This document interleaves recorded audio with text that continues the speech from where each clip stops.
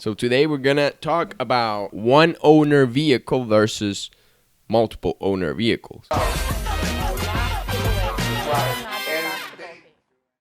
And I think we can all agree that it would, not necessarily, but probably would be better to have a one owner. So of course this is buying used cars. So if it's a new car, wouldn't have an owner. So yeah, I mean, it would be better, or us as buyer, when we're buying cars for the dealership, we always try to find one owner vehicles. They should be in better shape than a vehicle that it's been with multiple persons. And I guess the reasons are because, if a good owner had it, he usually took it to the same mechanic. He usually took it to even if it's not the original dealership, he took it to the same mechanic, and the same person was working on the car, so they knew everything about the car. Not necessarily. I think that's something important to say. Some people are very close off on one-owner vehicles. It could be a one-owner vehicle that hasn't been taken care of. Right. So, yeah, I think that's the main subject that we're going to talk about. The biggest difference, in my opinion, between the one owner vehicle and a multiple owners vehicle is how much people know about the car. Because when the car starts getting passed over several owners, they're gonna kind of start losing track of all the maintenance, and if anything has been changed, repair, or updated. That's the main thing when you're dealing with a one owner vehicle. Usually, in most cases, they will know everything that has been done to the car, how long ago they did it, and who did it. Most of the time, they'll even have receipts. So that will give you, like Ishmael's saying, not necessarily it's going to be in a better shape, but you probably get to know the car a little bit better just to give you a better idea on what the actual condition of the vehicle is. And I see it all day when I'm buying cars from the private owners. If I know that they are the original owners, they know every single thing about the car, like how long ago they changed the brakes. Like I say, if any major repair has been done, if they have changed the timing chain or anything, because obviously they own the car since it was brand new. So they should be able to know everything. If they are really the first owner, they should be able to know everything because they've done everything on the car. And I think even if you're buying a one owner vehicle, even if it's not from the first owner, if you're buying it from a dealership, the dealership should know, because the dealership had to buy it. Well, I guess not necessarily, because they can buy it.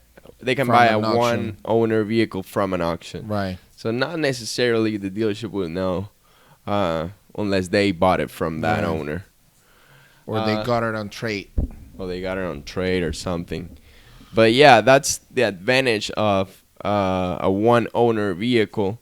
But anyway, even if it's a one owner vehicle, you need to check everything, because it could be a one horrible owner vehicle. Yeah, that's true. I remember not long ago we were debating on buying a Toyota Sienna.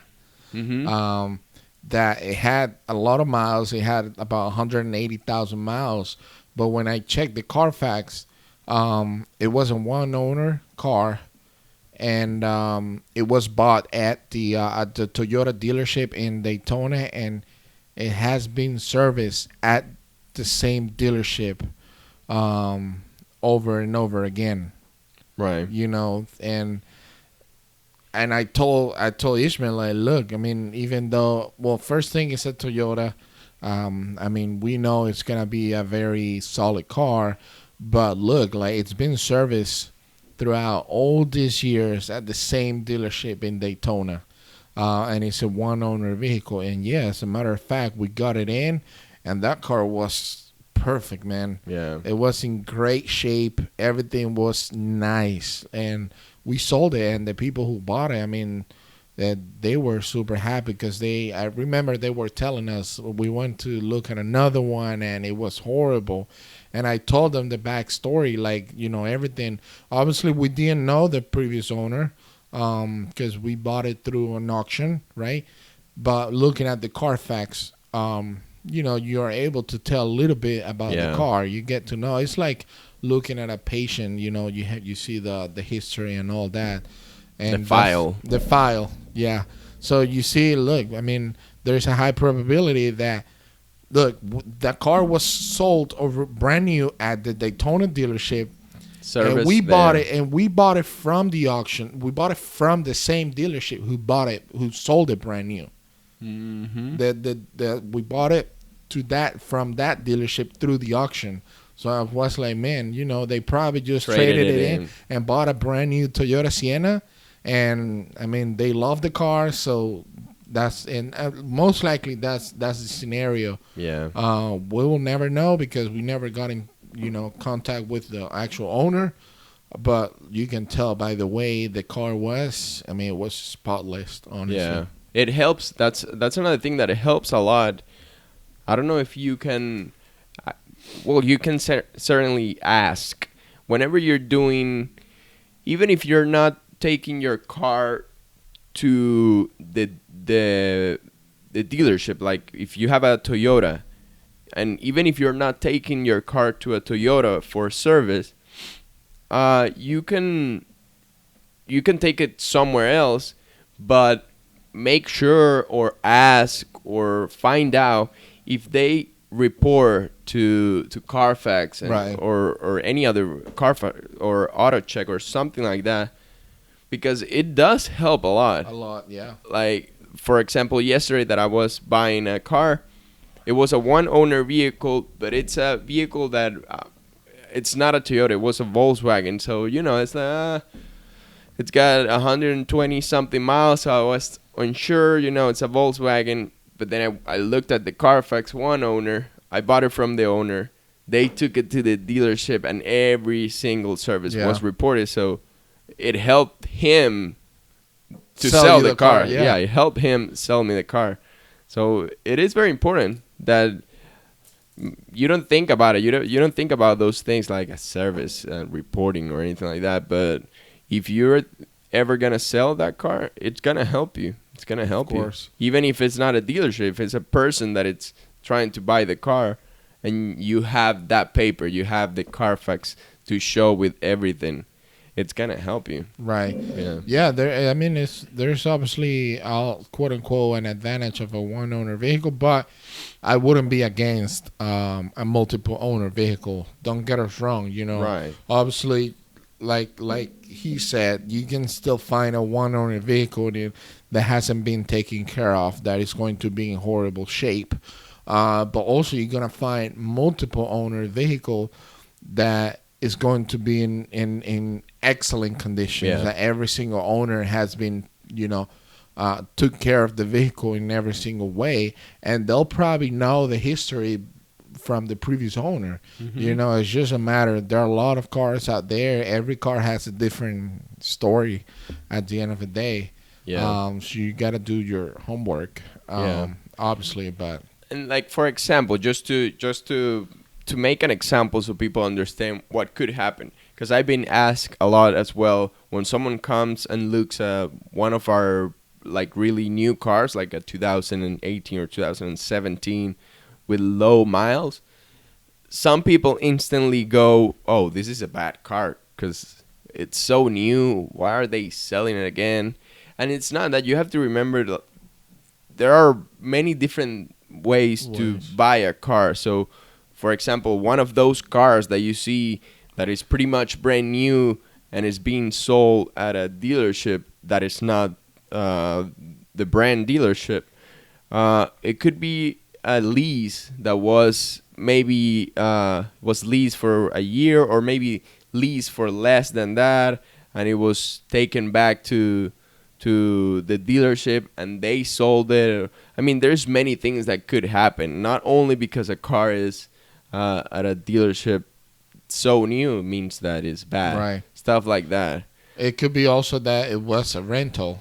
Right. A lot of people are against rentals, but I mean, rental companies, they actually keep up with every single maintenance, and they actually sell them to dealership. We get inventory like offers from Enterprise, a lot of like rental companies trying to sell us their cars that they're selling, and everything is like 2017, 2018 with 30,000 miles. It's still low miles, and they're gonna be in great shape too, you know. Yeah. But yeah, you're It's right. a case by case kind of thing. Yeah, Because it is. you could a rental vehicle. They use them. I mean, they rack miles pretty fast. So let's say they have a 2018 and With 30,000 miles. Yeah, it already has a ton of mile and it looks perfect. It looks new. And everything. It's had a lot of people in it because it's a rental. So it's a case by case. I mean, some rentals had the bad luck of having people that just didn't give a crap, and then some other rentals just had like, Right. yeah, not so beaten. So it's a case by case.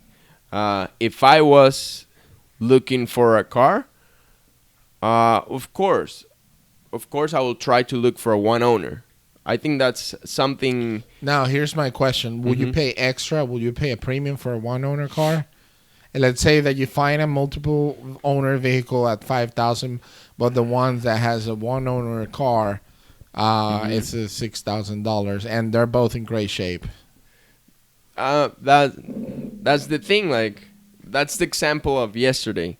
I wasn't sure about buying the A car Volkswagen. yesterday, and that just got me to get it because one owner and all of it was in the CARFAX. I was like, this is a good car, so that got me to get it.